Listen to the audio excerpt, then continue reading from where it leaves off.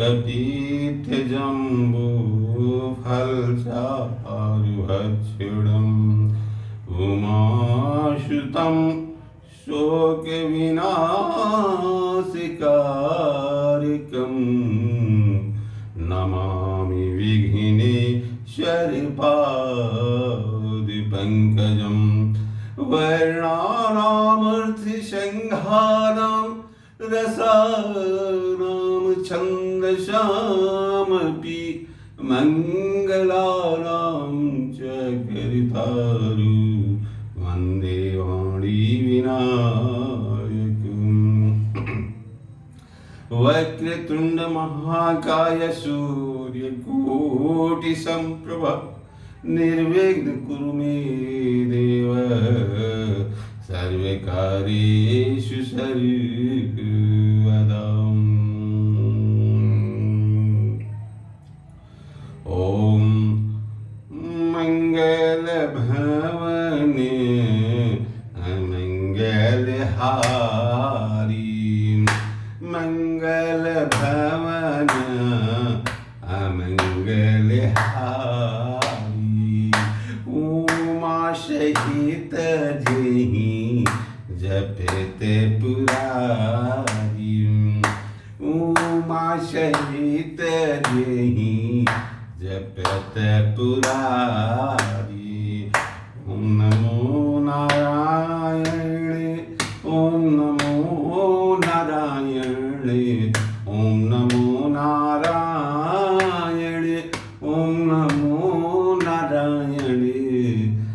मंगल भवन अमंगलहारी ओमाशहित जेहि जपत पुरारी।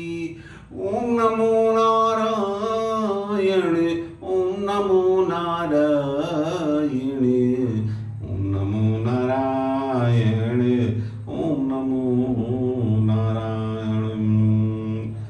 ओम भूर्भुवः स्वः तत्सवितुर्वरेण्यं भर्गो देवस्य धीमहि धियो यो नः प्रचोदयात्।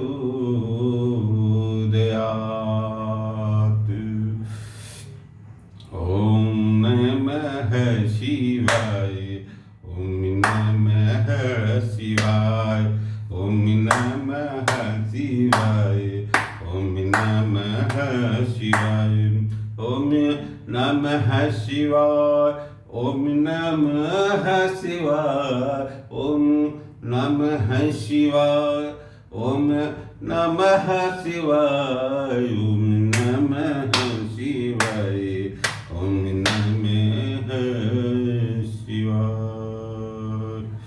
आज मैं शिव महापुराण का द्वितीय सती खंड का अध्याय 15 से अध्याय 20 तक द्वितीय सती खंड का पाठ करने जा रहा हूँ।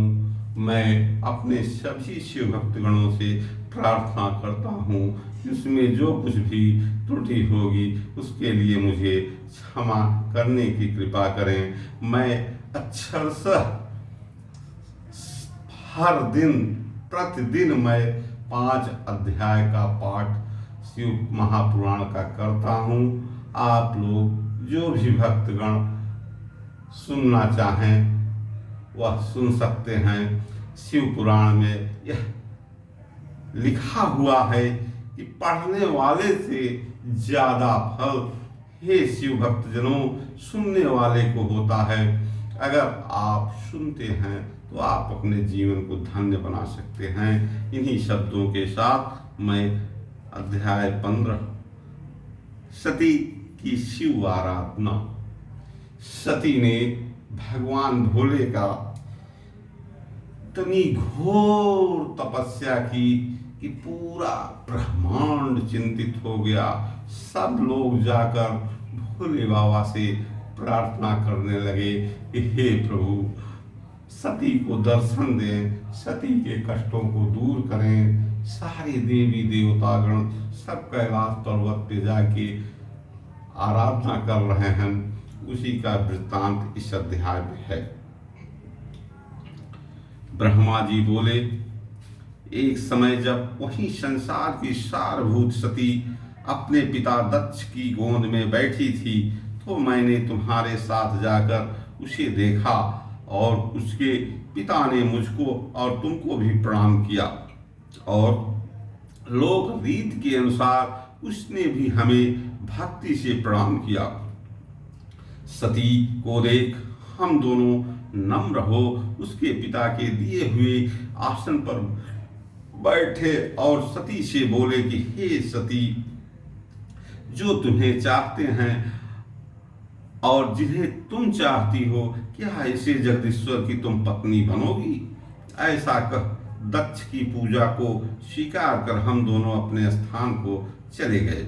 जब सती कुमारावस्था को त्याग युवावस्था को प्राप्त हुई, तब उनके पिता दक्ष उनके विवाह की चिंता करने लगे। तब पिता के मन की बात जानकर सती अपनी माता के पास जाकर शिव जी की प्राप्ति के लिए स्वयं इच्छा प्रकट करने लगी। शिव जी की प्राप्ति के लिए वे माता से तप करने के लिए आज्ञा मांगने लगी। माता ने घर में ही शंकर की आराधना आरंभ करा दिया। आश्विन मास की नंदा तिथि में गुड़ चावल और नमक से सती ने शंकर की पूजा आरंभ की। 12 महीने शबीर पूजा की और भोग लगाया। फिर उस नंदा व्रत को समाप्त कर सती ने अन्यान्य भाव धारण किया और शिव जी की आराधना करने लगी। मैं विष्णु सहित सब देवताओं को साथ ले सती की तपस्या देखने गया। शिव जी के ध्यान में मग्न सती देवताओं की दूसरी सिद्धि के समान दिखाई पड़ी। हम सब देवताओं ने हाथ जोड़कर उन्हें प्रणाम किया। विष्णु आदि ने प्रसन्न हो आश्चर्य भाव से उनकी प्रशंसा की। फिर सब देवता सती को प्रणाम कर शिव प्रिय कैलाश को चले गए। लक्ष्मी सहित विष्णु और सावित्री सहित मैं भी शिव जी के पास गया। वहां शिव जी को देखकर चकित हो हम सब ने हाथ जोड़कर स्तोत्रों द्वारा शिव जी की बड़ी स्तुति की। इधर से शिव महापुराण द्वितीय सती खंड का 15वां अध्याय समाप्त हुआ। ओम नमः शिवाय। 16वां अध्याय। स्त्री सती ब्रह्मा विष्णु का निज लोक गमन। ब्रह्मा जी बोले, तब उस स्तुति को सुनकर सृष्टिकर्ता शिव जी प्रसन्न होकर हंसने लगे और हम सबके आगमन का कारण पूछा। इस पर मैं ब्रह्मा बोला कि हे करुणा सागर, हे देवों के देव महादेव, हे प्रभु, हम दोनों देवता ऋषियों के साथ जिसलिए आए हैं वह सुनिए। हे वृषभ ध्वज, आज विशेषतः आप ही से हमारा कार्य है। हम सब आपकी सहायता चाहते हैं, अन्यथा यह संसार होगा ही नहीं। हे महेश्वर, हम सब मिलकर ही तो सृष्टि की रचना, पालन और संहार करेंगे, परंतु जब आप इस प्रकार बैरागी होकर असुरों को मारेंगे ही नहीं, तब संसार की सृष्टि, स्थिति और संहार न होगा। तब मायाकृत भेद भी वहाँ कहाँ रहेगा? कार्य भेद से ही तो हम तीनों भिन्न हैं, नहीं तो एक ही रूप हैं। यदि कार्य भेद न हो तो रूप भेद व्यर्थ है। एक ही परमात्मा महेश्वर माया के कारण 3 प्रकार के हो गए हैं, परंतु लीला में स्वतंत्र हैं। आप ही से हमारा और विष्णु का आविर्भाव हुआ है। अतएव हम दोनों आप शिव और शिवा के पुत्र हुए, हम दोनों सपत्निक हो गए। अतएव अब आप भी तो देवताओं के हितार्थ भार्या रूप से कोई स्त्री ग्रहण कीजिए। आपने पहले कहा भी था कि जब मैं गुणागार रुद्र रूप से प्रकट होऊंगा, तब संहर्ता का और स्त्री से विवाह कर संसार का कार्य करूंगा। अब आप अपनी उस प्रतिज्ञा को पूर्ण कीजिए, क्योंकि आपके बिना अब हम श्रेष्ठ कार्य करने में समर्थ नहीं हो पाते हैं। अतएव संसार का कार्य करने के लिए आप स्त्री ग्रहण कीजिए। ब्रह्मा विष्णु ने महेश जी से स्त्री ग्रहण करने के लिए हृदय से प्रार्थना करने लगे। तब यह सब सुनकर हे नारद, जब मैंने ऐसा कहा तब विष्णु के समीप ही मुझसे लोकेश शंकर जी बोले कि हे ब्रह्मा, हे विष्णु, तुम दोनों मुझे बड़े प्रिय हो। तुम्हें देखकर मुझे बड़ा आनंद होता है, क्योंकि तुम दोनों ही शब्दियों में श्रेष्ठ और तीनों लोकों के स्वामी हो।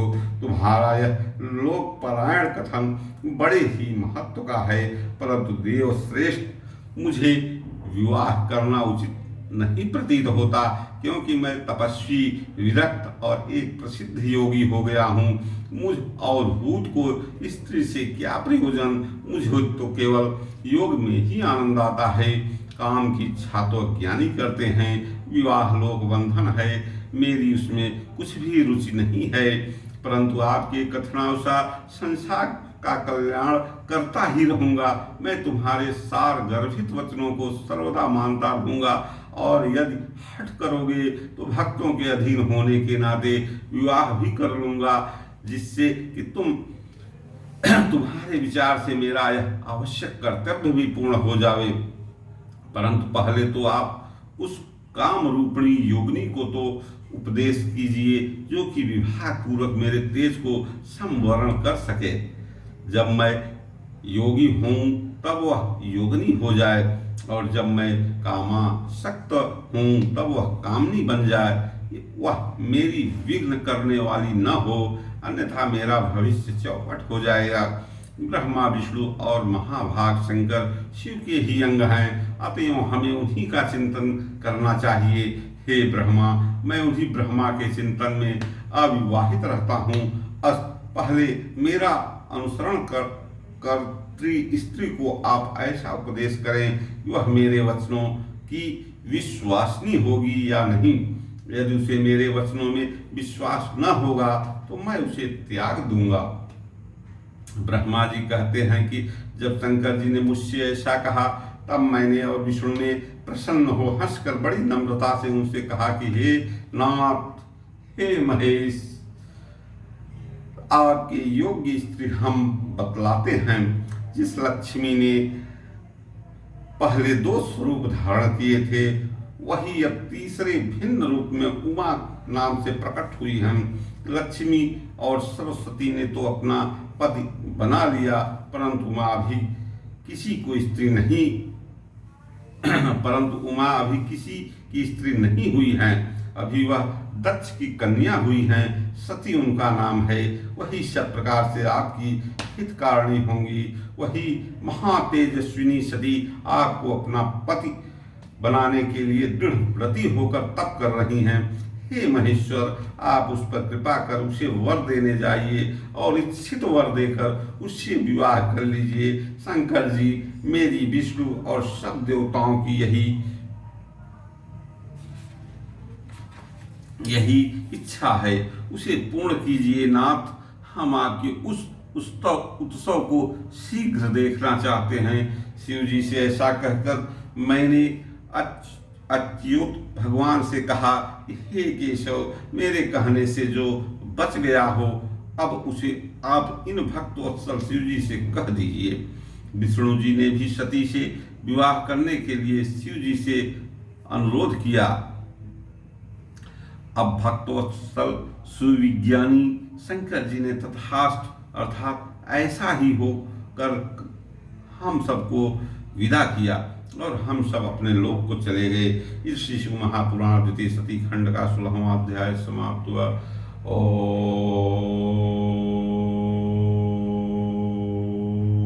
नमः शिवाय। दक्ष के गृह शिव जी का आगमन। शिव जी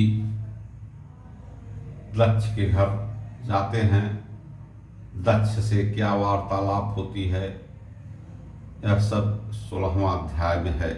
ब्रह्मा जी बोले, इधर सती ने फिर नंदा का व्रत किया। तब शंकर जी प्रसन्न हो प्रत्यक्ष रूप से उसे दर्शन देने गए। शंकर जी को देख सती ने किंचित लज्जा से सिर झुका उनके चरणों में प्रणाम किया। तब शिव जी ने कहा, हे श्रुपते, दक्ष पुत्री, मैं तुम्हारे व्रत से प्रसन्न हूँ, वर मांगो। उसके अभिप्राय को जानते हुए भी किंतु उसके मुख से वचन सुनने की इच्छा से वर मांगो। उन्होंने ऐसा कहा तब तो सती और भी लज्जित हो गई और उनके हृदय में जो था वह न कह सकी। उनकी अभीष्ट को लज्जा ने ढक दिया। वह शिव के वचन सुन प्रेम में मग्न हो गई। शिव जी भी यह जानकर प्रसन्न हो गए। सज्जनों के गम में शिव जी फिर वर मांगो ऐसा कहने लगे। तब सती जी ने अपनी लज्जा त्याग कर कहा कि हे वरद, आप वही वर दीजिए जो आपको अच्छा लगे। सती का वाक्य पूरा भी न हुआ था कि भक्तवत्सल शिव जी ने तुम मेरी अर्धांगिनी बनो कहकर उन्हें यह वर दे दिया। मनोवांछित वर पाकर सती मौन हो गई। फिर कामा युक्त शंकर जी के समक्ष खड़ी हो मंद मंद मुस्कुराती हुई सती कामवर्धक हाव भाव करने लगी। शिव जी में श्रृंगारिक भाव जागृत हो गया। फिर तो उन दोनों की चित्रा और चंद्रमा की सी अपूर्व शोभा हो गई। फिर सती ने हाथ जोड़ भक्तवत्सल शिव जी से नम्रता पूर्वक कहा, हे देव देव महादेव, हे प्रभु, हे जगतपते, मेरे पिता के समक्ष विवाह विधि से आप मुझे स्वीकार करें। सती के वचन सुन भक्तवत्सल शंकर जी ने उन्हें प्रेम से देखा और तथास्तु कहा। सती जी मोह और हर्ष से युक्त हो शिव जी को समझा और उनसे आज्ञा ले माता के पास आई। शिव जी हिमाचल शिखर पर अपने आश्रम में पहुँचे। सती के वियोग में अब उनका ध्यानादिक क्रियाएं कम होने लगी। अब उन्होंने सांसारिक गति का आश्रय लिया। मन को सावधान कर उन्होंने मुझ ब्रह्मा का गति का स्मरण किया। मैं उनके पास पहुंचा। सरस्वती भी मेरे साथ थी। तब सरस्वती युक्त मुझे देखकर सती के प्रेम में उत्कंठित भगवान शंकर ने मेरी ओर देखकर कहा, हे ब्रह्मा, इस समय मैं स्वार्थ परायण हो गया हूँ, अतएव तुम मेरी आज्ञा से दक्ष के पास जाकर कन्या देने का कोई शीघ्र उपाय करो। मुझे अब सती का वियोग सहन नहीं होता है। ऐसा कहकर सरस्वती को देखकर शिव जी योग के वश हो गए। शिव आज्ञा पा मैं कृतार्थ हुआ। फिर भक्त वत्सल शिव जी से बोला, हे भगवान, आपने जो कहा है मैं उस पर विचार करूंगा। इसमें तो मेरा और देवताओं का ही भला है। दक्ष अवश्य ही आपको अपनी कन्या देगा। फिर मैं भी आपकी आज्ञा से उससे कहूँगा। ऐसा कहकर मैं एक द्रुतगामी रथ पर बैठकर शीघ्र ही दक्ष के घर पहुंचा। उधर सती अपने पिता के घर में पहुंच बड़े हर्ष से अपनी सखी द्वारा माता पिता के पास शिव जी से प्राप्त अपने वर प्राप्ति का समाचार कहला रही थी और उसकी प्रसन्नता में उनके माता पिता बड़ा उत्सव कर रहे थे। तब तक सहसा मुझे वहां उपस्थित हुआ देख दक्ष ने सिर झुकाकर प्रणाम किया और आसन देकर बैठाया तथा आगमन का कारण पूछा। तब मैंने शिव जी की विकलता देखकर दक्ष से शिव जी के लिए सतीका देने का सुझाव दिया। उसे सुनकर मेरा पुत्र दक्ष बड़ा प्रसन्न हुआ और कहा, ऐसा ही होगा। मैं उत्कंठित होकर शिव जी के पास लौटा। उधर दक्ष भी इस विचार को लेकर अपनी स्त्री सहित ऐसे आनंदित हुए मानो अमृत में स्नान किया हो। इस शिशु महापुराण द्वितीय सती खंड का 17वां अध्याय समाप्त हुआ। ओम नमः शिवाय। शिव जी का सती से विवाह। श्री नारद जी बोले, हे तात, जब आप कैलाश पर स्थित शिव जी के पास पहुँचे तब शिव जी से आपकी कैसी कैसी बातें हुई तथा शिव जी ने क्या किया। ब्रह्मा जी कहने लगे, शिव जी को सती की प्राप्ति में संदेह था। वे मेरे पहुँचने पर मुझ संसार के रचयिता से इसी प्रकार की प्राकृतिक मनुष्य के समान शीघ्र ही मुझसे सती की प्रेम पूर्ण बातें पूछने लगे और यह भी पूछा कि दक्ष ने क्या कहा है। काम मुझे विदीर्ण कर रहा है। मैं निरंतर सती का ही ध्यान रूप कार्य करता हूँ, अतएव हे ब्रह्मा, वह सती जैसे भी मेरी प्रिया बने, आप वैसा ही प्रयत्न कीजिए। तब मैंने उन्हें सांत्वना देते हुए कहा, हे वृषध्वज, आपका कार्य सिद्ध होगा। मेरे पुत्र दक्ष ने तो पहले ही आपको अपनी पुत्री देने का संकल्प कर लिया है। उसने कहा है कि शिव जी स्वयं ही मुझसे मेरी कन्या की प्रार्थना करते हैं तो मैं उन्हें अवश्य दूंगा। शिव जी जब भी चाहें शुभ लग्न और मुहूर्त मैं उन्हें अपनी कन्या भिक्षा के रूप में देने को तैयार हूँ। अतः हे वृषध्वज, अब आप शुभ लग्न और शुभ मुहूर्त का विचार कर उनके घर चलकर पाणी ग्रहण कर लीजिए। इस पर शिव जी हंस पड़े और उन्होंने कहा, अच्छा, तुम्हारे और नारद जी के साथ मैं उनके घर चलूंगा। इस अवसर पर आप अपने मरीचि आदि पुत्रों को भी बुला लीजिए और मेरे गणों को भी साथ ले लीजिए। तब मैं दक्ष के घर चलूं। मैंने अपने मरीचि आदि पुत्रों का स्मरण किया। वे सब मेरे मानसिक पुत्र बड़ी प्रसन्नता से शीघ्र ही मेरे पास आ गए और शिव जी के स्मरण करते ही गरुड़ पर बैठे भगवान विष्णु भी लक्ष्मी सहित चले आए। फिर तो चैत्र शुक्ल त्रयोदशी रविवार के दिन फाल्गुनी नक्षत्र में शिव जी ने वह यात्रा कर दी। मैं ब्रह्मा और विष्णु आदि सभी देवता और मुनि के साथ हुए मार्ग में जाते हुए शिव जी को अत्यंत शोभा हुई। देवताओं और शिव जी के गणों ने बड़ा उत्सव किया। शिव जी की इच्छा से हाथी, नंदीश्वर, व्याघ्र, सर्प और जटाधार, चंद्रकला आदि सब यथोयोग्य उनके भूषण बन गए। फिर नंदीश्वर पर आरूढ़ शिव जी देवताओं सहित शीघ्र ही दक्ष के घर पहुंचे। दक्ष ने बड़ी विधि से उनकी पूजा की। हम सबकी भी पूजा हुई। दक्ष ने सबको सुंदर आसन आदि देकर बड़ा सत्कार किया। फिर मेरे पुत्र दक्ष ने मुझसे कहा कि अब आप विवाह संबंधी सब कार्य कराइए। मैंने बहुत अच्छा ऐसा कहकर सब कार्य कराया। दक्ष ने नवग्रहों के बल से शुभ लग्न में शिव जी के लिए सती का कन्यादान किया। शिव जी ने सर्वांग सुंदरी दक्ष पुत्री का पाणी ग्रहण किया। समस्त देवता और मुनि स्तुतियों द्वारा शिव जी को प्रसन्न करने लगे। नृत्य गान का बड़ा उत्सव हुआ। देवताओं और मुनियों को परमानंद प्राप्त हुआ। शिव जी को अपनी कन्या का दान कर दक्ष भी कृतकृत्य हो गए। शिव और सती भी प्रसन्न हो गए और बहुत सा मंगलचार हुआ। इस श्री शिव महापुराण सती खंड का 18वां अध्याय समाप्त हुआ। ओम नमः शिवाय।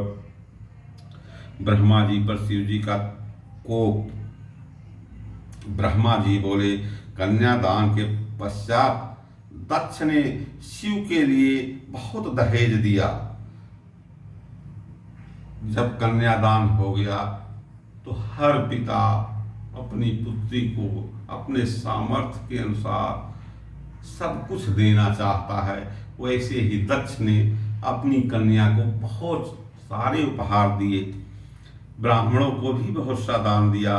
तब लक्ष्मी सहित विष्णु ने उठकर शिव के पास हाथ जोड़कर कहा, हे महादेव जी, आप संपूर्ण ब्रह्मांडों के पिता और सती सबकी माता हैं। अतएव अब इस सती रूप शक्ति से देवताओं, मनुष्यों और सज्जनों का कल्याण कीजिए।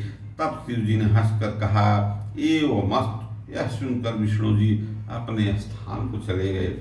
तदनंतर सती और शिव ने मेरी आज्ञा से यथाविधि अग्नि की प्रदक्षिणा की और गीत नृत्यादि का अद्भुत महोत्सव हुआ।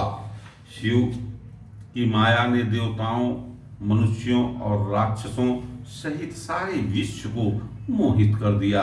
मैं भी मोहित हो गया। विवाह कराते समय दक्ष की पुत्री पतिव्रता सती को देखकर मैं कामाविष्ट हो गया और उसका मुख देखने की इच्छा करने लगा। सती इतनी सुंदर थी कि स्वयं ब्रह्मा जी विवाह कराते कराते कामाविष्ट हो गए और सती के मुख को देखने का प्रयास करने लगे। परंतु पतिव्रता सती ने लज्जा से अपना मुख ऐसा ढक रखा था कि मैं देख नहीं सकता था। तब मुझ कामार्थ ने उसका मुख देखने का उपाय विचारा और अग्निकुंड में बहुत सा गीला ईंधन डालकर थोड़ी सी घी की आहुति दे दी, जिससे गीले ईंधन से धुआं उत्पन्न होने लगा और अंधेरा हो गया। फिर तो सती के मुख से वस्त्र हटाकर मैंने उसका मुख देख लिया। मेरी इंद्रियों में विकार उत्पन्न हो गया। बर्फ के समान मेरी वीर की 4 बूंदें पृथ्वी पर गिर पड़ी। मैं शंकित हो उसे छिपाने लगा, परंतु शिव जी ने अपने दिव्य नेत्रों से मेरा वीर वतन देख लिया। तब उन्होंने क्रुद्ध होकर कहा, रे पापात्मा, तूने यह क्या निंदित कार्य किया? विवाह के समय मेरी स्त्री का मुख अनुराग से देखा। क्या जानता था कि शिव को इसका पता नहीं चलेगा? रे ब्रह्मा, त्रैलोक में मुझसे कुछ छिपा नहीं है। जैसे तिलों में तेल व्याप्त है, वैसे ही अस्थावर जंगम सबका मैं अंतर्यामी हूँ। शिव जी आदि देव जो सब कुछ जानते थे, जिन्होंने ब्रह्मा विष्णु को अपना स्वरूप दिया, अपने समान जो है ब्रह्मा की ऐसी स्थिति देखकर शिव जी को बड़ा क्रोध आया। ऐसा कहकर शिव जी ने मुझे मारने के लिए त्रिशूल उठा लिया।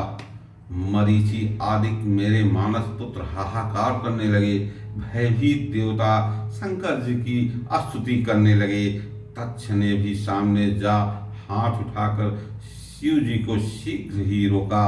शिव जी ने कहा, विष्णु जी के कहने के अनुसार मैं सती को काम दृष्टि से देखने वाले को मार डालूंगा।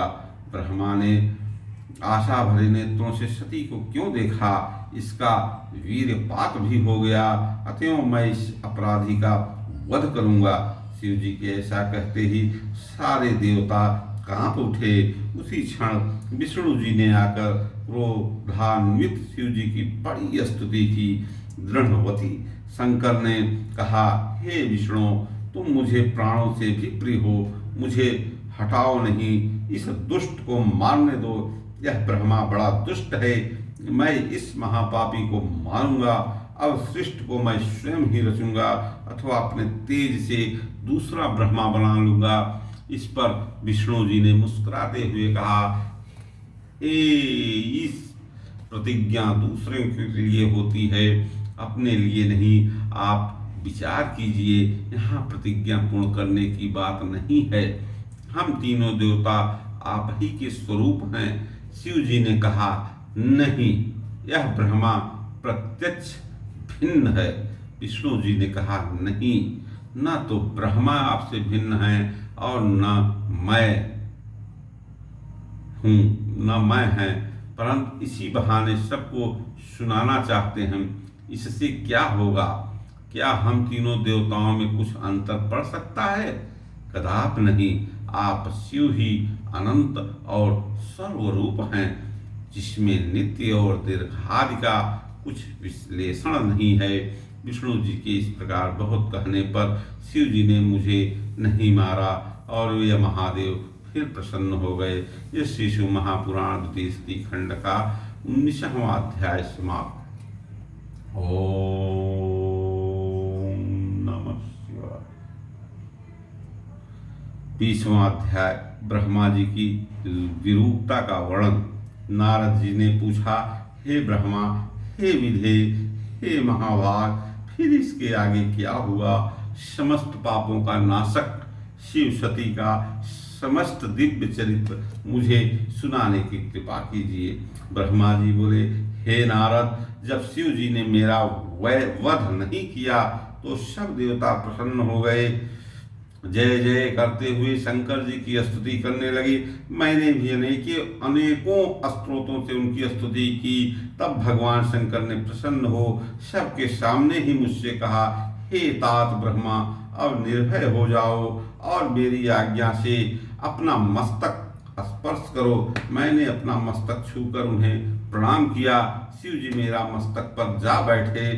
इंद्रादि देवताओं को देखते ही मैं लज्जित हो गया। फिर तो शिव जी की स्तुति कर मैंने उनसे क्षमा याचना की और इस पाप की शुद्धि का उपाय पूछा। शिव जी ने कहा, बस अब जो रूप मैंने तुम्हारा कर दिया है, तुम इसी रूप में मेरी आराधना कर तप करो। रुद्र सिर से पृथ्वी में तुम्हारी ख्याति होगी और तुम्हें तेजस्वी ब्राह्मणों के कार्य सिद्ध होंगे। तुमने अपना वीर पात कर मनुष्यों जैसा कार्य किया है, अतः तुम मनुष्य बनकर पृथ्वी पर विचरण करो। जो लोग तुम्हें इस रूप से देखेंगे वे यही कहेंगे कि शिव जी ब्रह्मा के सिर पर बैठे हैं और इससे लोग भी स्त्री गमन भी नहीं करेंगे। इसी से तुम्हारे पापों की शुद्धि होगी और जो पृथ्वी पर तुम्हारे वीर की 4 बूंदें गिरी हैं उनसे आकाश में प्रलय करने वाले 4 बादल होंगे।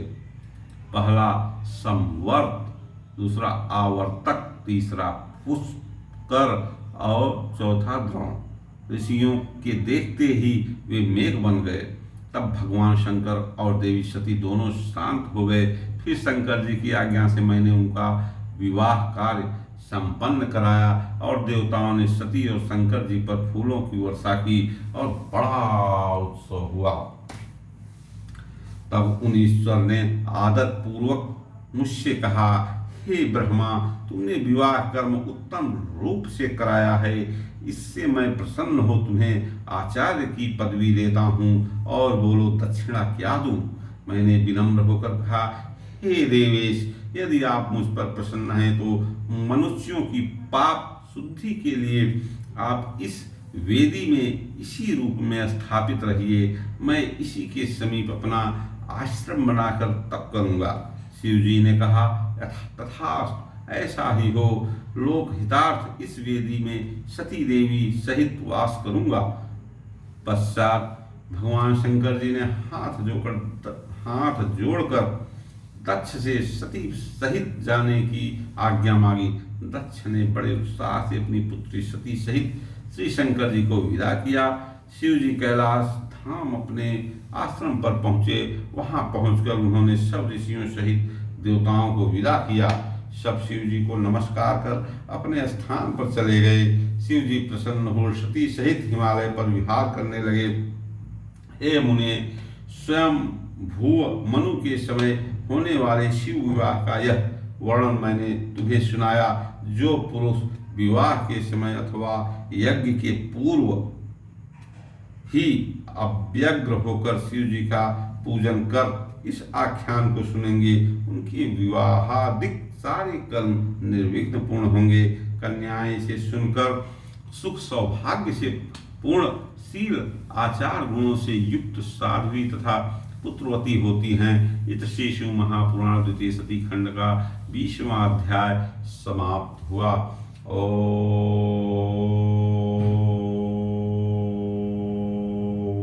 नमः शिवाय। हे शिव भक्तगणों, पुनः कल 21 अध्याय से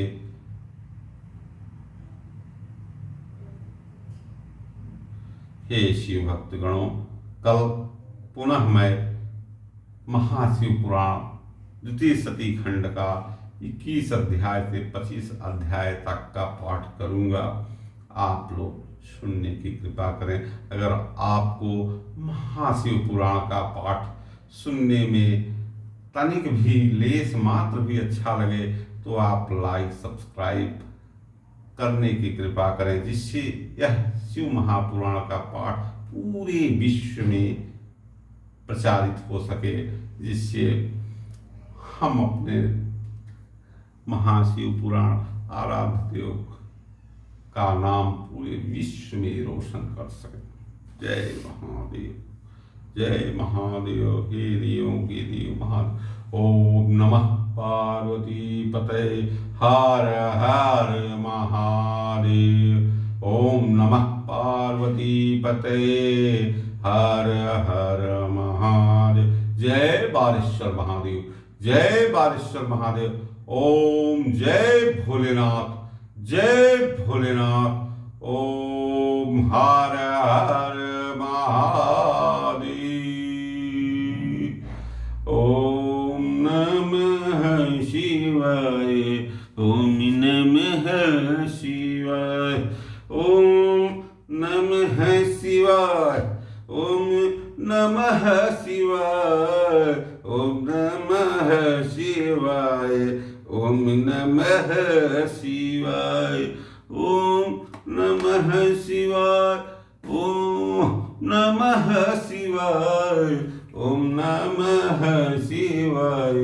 ओम नमः शिवाय। अब मैं शिव महापुराण की आरती करने जा रहा हूँ। ओम नमः शिवाय। ओम नमः शिवाय। ओम नमः शिवाय। ओम नमः शिवाय। ओम नमः शिवाय। ओम नमः शिवाय। ओम नमः शिवाय। ओम कर्पूर्वे गौरं करुणावतारं संसारसारं भुजगेन्द्रहारं सदा वसन्तं हृदयारविन्दे भवं भवानी सहितं नमामि। त्वमेव माता च पिता त्वमेव बन्धुश्च सखा त्वमेव विद्या द्रविणं त्वमेव सर्वं मम देवी देव। नागेन्द्रहाराय त्रिलोचनाय वैश्वानराय महेश्वराय नित्याय शुद्ध्याय दिगंबराय तस्मैनिकाराय नमः शिवाय। आरती कीजिए श्री शिव महापुराण की। गणेश कार्तिकी अशोक सुंदरी संग विराज आदि शक्ति संग गंग विराज। आरती कीजिए श्री शिव महापुराण की। नमः शिवाय।